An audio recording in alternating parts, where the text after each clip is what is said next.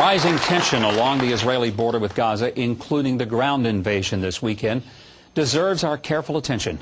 But for most Americans, it's hard to understand the very unique situation that exists. In August, I visited Israel for the 10th time. I've been in virtually every nation of that region at some point in the past 35 years, including Lebanon, Egypt, Jordan, even Syria.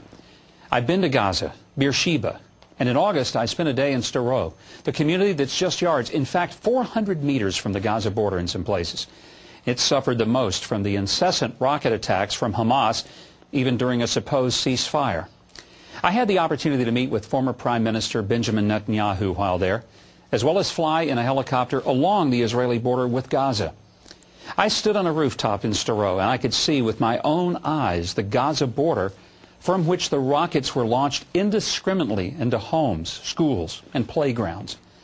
I stood in the homes where ceilings were punctured by rockets fired into homes. And I looked at the stockpile of those rockets collected behind the police station. I actually held one of them in my own hands.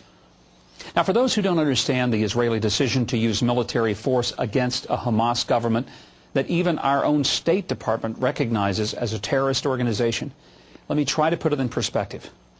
What would Americans expect if Canadians just across the border from Michigan or Buffalo, New York, started firing crude rockets into the homes, schools, churches, stores, or playgrounds of innocent citizens of this country?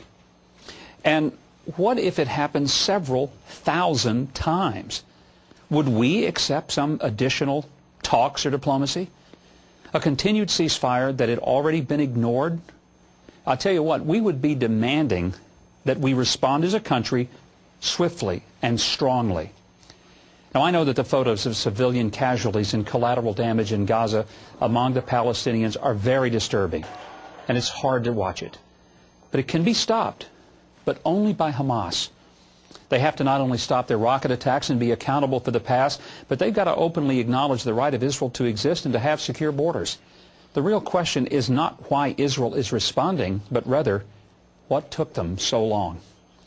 That's my view, and I welcome yours, and you can contact me at MikeHuckabee.com.